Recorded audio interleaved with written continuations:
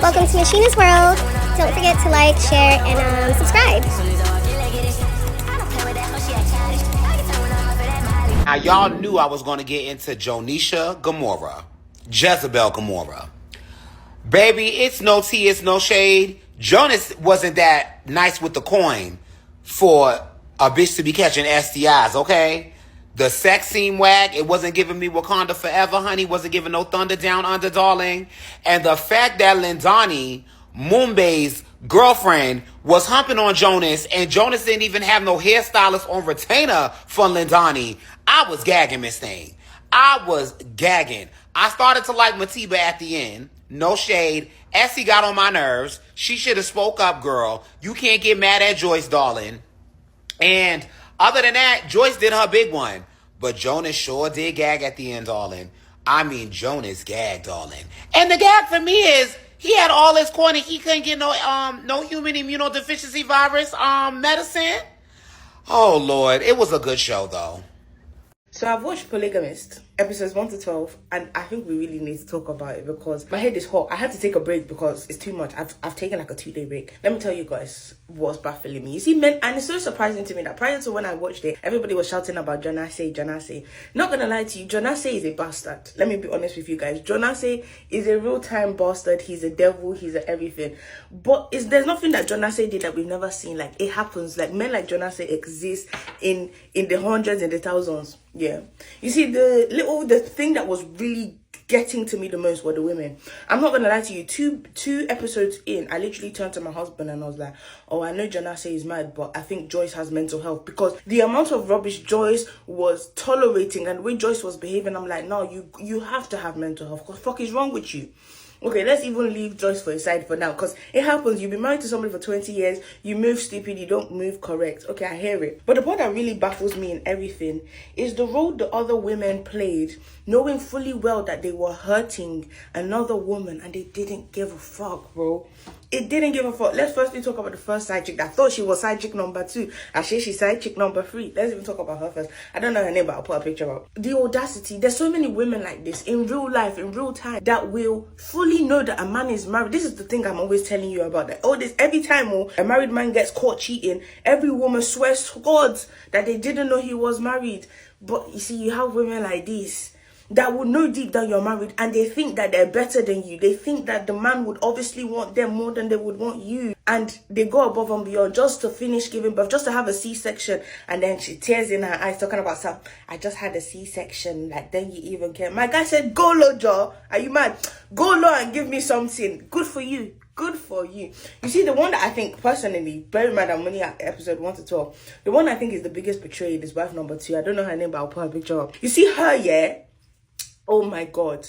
The people that, how are you going to lie and pretend that you're his brother's wife, knowing fully well that you're his wife, and you sat up there for years, allowing her to think that your child is her niece or nephew, knowing fully well that you're wife number 2. You see, women like that, yeah? Women like that. And you know who fears me past in this world? All you women that have watched The Polygamist, and the only person you have to discuss about is Jonasai. You not see anything the women did. You see, it's women like you I'm afraid of. Do you know another thing that actually broke my heart? Another thing that really broke my heart about the movie is every time the women's betrayal will come to light and the wife will find out, there was never any remorse. You would see them. The only time I think I saw remorse was when the side chick gave birth to twins and she came into the hospital. You could see her face a little bit. She looked like, oh, you were not supposed to find out like this.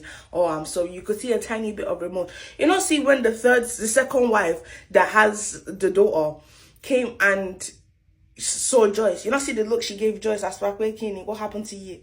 Like, it hurts my heart that women will actively know that they're breaking another woman's heart. And then when the woman now finds out, instead of them to be remorseful, bro, they'll not be doing, Don't face me. Go and face your husband. Women, yeah, women. And if you learned nothing, yeah, absolutely nothing from the movie. The one thing I've learned from episode 1 to 12, even though it's something that I've been doing and I've been shouting, is that men will do only what you allow them to do. You know, see that there was one scene where they were talking about divorce. Jonah say he loves it. Divorce. Ask Papi who's gonna divorce him. Not a fucking soul. Niggas will only do what you allow them to do. What you tolerate, they'll continue to do. Okay, now. Yes, I brought the notebook out again because the last half of The Polygamist was even more jaw-dropping than the first. Okay, when they said drama, they brought it. So I know we left off with Lindani getting pregnant in the first half, but sis lost her baby and then had the nerve to have her best friend Mpume and her mom Joyce be the one looking after her at the hospital. Like, you mean to tell me you wrote their whole husband and father name as the emergency contact and they don't even know? Whoo, when Joyce found out, boy, and she started beating him. Yeah, girl, grow a backbone. That's what I'm talking about. That girl was a gold digger. Anyway, second on my list is when Jonas then beat the shit out of Joyce and Matipa. Like, when Matipa took off her coat and showed Joyce those lashes on her back, oh my god, my heart broke. And she ended up leaving town after that, but sis is better than me because I would have left town because I caught a body, because there's no way I would let a man beat me that bad and he would be able to walk scot-free. Couldn't be me. Next on my list, which was shocking, but was it really, because Jonas was the biggest hoe in the world. He ended up catching gonorrhea and then later on HIV, which is what caused him to die, being really ill from HIV. Don't really feel sorry for him, but it just is what it is. Now, one thing that really shocked me was his second wife, Essie. She was a ride or die because since sis wasn't around for his last few days living, she stole his body from the morgue to have her own separate funeral from Joyce. But Joyce was like, I'm head in charge. I'm the number one wife. She got the police involved, took her man's body, and had her own beautiful funeral for him in the suburbs, and sis wore white. Like, I think that was such a statement. White to me equals rebirth. So it was like, I'm free from all the bullshit that you have caused in my life through the years.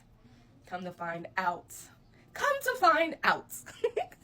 Joyce was behind it all. Like, oh my God, I think that was the biggest shocker. She is the one that set Jonas up with that lady and gave him HIV. Like, girl, you good. Girl, you real good. I don't know. I think all in all, like, the show was so good. Every girl needs to watch The Polygamist. What am I saying? Everybody needs to watch The Polygamist, whether you're a man or a woman. And I'm going to mention points that suit both genders. Firstly, as a woman, you're going to learn that you should never let a man run you mad. A man will drive you crazy and act like he doesn't even know what he did. You can never love a man into change. You can never submit to a man into change. You cannot accept a man into change. If a man is a pathological liar, if he's a serial cheat, if he's an unfaithful bastard, there is nothing you can do that's going to change him. Your love can never be good enough for him. You would never be good enough for a man you're not good enough for. It's not about you. It is about who he is. So it is okay for you to accept that early on before you go far in the relationship. And one more thing you should learn as a woman: always choose yourself first. Learn when to walk away. You do it without looking back.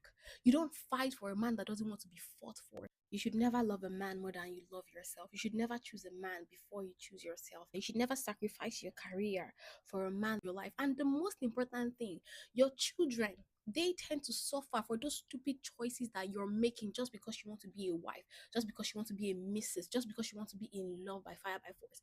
You're never going to be good enough for a man, even if you are good enough to every other person. And as a man, you're going to learn that woman that is faithful in your corner is not always going to be faithful. That woman is going to wake up one day. That woman is going to choose herself one day. That woman that is sacrificing herself, that is choosing you before herself, she would wake up one day and she would realize that she deserves better than everything you're showing to her. And one more thing you need to learn as a man: that thing you love so much, that thing that is so important to you over your family, over the love of your life, over that woman that is willing to stick to you through thick and thin, over that woman that is giving you an unconditional love, that wand in between your legs that you're using to stir up every hot pot that you see, that same one can put you in problem. And when it does put you in problem, the woman that has been faithful, that woman that refused to go, that woman that sticks through thick and thin, he's going to leave you. She's going to be nowhere to be found, and she could actually be the end of you. Don't ever underestimate the power and the wrath of a quiet and faithful woman. The Polygamist is currently showing on Netflix. Ladies and gentlemen, go watch it, and I hope you pick the right lessons from that story. That is the current reality of a lot of women that are watching me right now, and it is also the reality of a lot of men. And Polygamist is the prime example why I do not play with you niggas. The prime example why shouldn't nobody be around here playing with no niggas or no females. Because if you anything like Jonas, I might kill you myself. That nigga, I don't even think I'm on episode 7 yet. That nigga got like 12 baby mama, 3 wives. What is going on? Stay away from men like Jonas. Telling you you're gonna die. Yeah, be safe. That I got from this this TV show, and boy oh boy. The first point, because I actually made notes. The first point, you will never be enough for a lustful man. This Jonasi guy kept wanting more. Nothing was ever enough for him in terms of a woman. Like, even when he had his first original wife that gave him money to go and study, go and get a life for himself, basically help build a man, but it's still never enough. Once you start seeing signs of a lustful man and like he cannot control himself, exit. Second point kind of like ties in with my first point. When a man shows you who he is, believe him. And this goes for that original side chick. The fact that you can be with a married man and still think he's going to be faithful to just you is crazy. He's already shown a sign of someone that is not faithful, that is not reliable, that will leave his wife and his children alone for 1 year, move out of the house, only for him to now leave you to go back to the wife, and you still stayed there like a mumu, and then went on to have 2 children for him. And then you're shocked. Another point. Some women are happy with just the crumbs that men give them. And who I'm referring to is the first original Gongo wife. That first one. Jonasi was just giving her crumbs. I've forgotten her name, but Jonasi was just giving her crumbs. He married you. He then went on to marry someone else. And you found out about it in the paper. Like, he didn't even have the decency to tell you that he was marrying someone else. You then have his child, and he's still keeping you a secret. And because he's giving you sex a couple of times and paying for the house that you're living in and giving you money here and there. The way that he was denying that child and then pawned off the woman and her child to the brother. Women, stop being happy with the breadcrumbs that men give you. And my last point is, in order for a man like Jonasi to stop what he's doing, he needed to die. He needed to die. Someone like that needs to, you need to be gone. There's no way that you can be going around this earth still doing the things that you're doing because you have no sexual discipline. Like I said, a lustful man, ladies, please, you will never be enough for a lustful man. But like I said, guys, if you've stayed to the end of this and you actually haven't watched the show, I'd watch it. It's 22 episodes. The episodes are about 25 to 30 minutes each. I watched it in about 2 days and it is good TV. But yeah. Jonasi. Ha! Jonasi. Jonasi. How many times did I call your name? I don't even know what I just watched, honestly. You know what I'm going to say? I did do a full breakdown on my YouTube channel, but right now I'm just going to say that Essie was the real villain. She could have stopped all of this 20 years ago. Okay? Lots of people got to go where? Y'all know where they got to go. If you watch this show, I want you to tell me how you felt about it in the comments. Now, there's spoilers on my YouTube channel. But baby, whoo, that was a tough watch. My name is Granulum Teta and I play the character of Mati from Gosi on The Polygamist. Hi guys, my name is Gugu Kumeja and I play Joyce. My name is Kezi Nkosi and I play Makesh. Huh? Nolutando Shabalala here. I play the character of Ugumi. Hi, this is Celeste Ntuli. Hi, my name is Tando Khoroche and I play Mama Grace. Hi, my name is Wanda Ndlovu and I play Menzi Gomora. Hi, my name is Lazi Keaton Sebesha and I play Sarah Gomora. Sanbonani, my name is Luyanda Zwane and I play the role of Lindani. Hey, Taras, my name is Ustumom Charlie. I play the character of Ujonasi on The Polygamist. Listen, can we talk? Can we talk? Can we talk? Can we talk? Huh? Can we talk? Can we talk? Is the space safe? Is the space safe? Is this space safe? Is this space safe? Cast a Polygamist. 12th of June on Netflix. Let's go! Hey.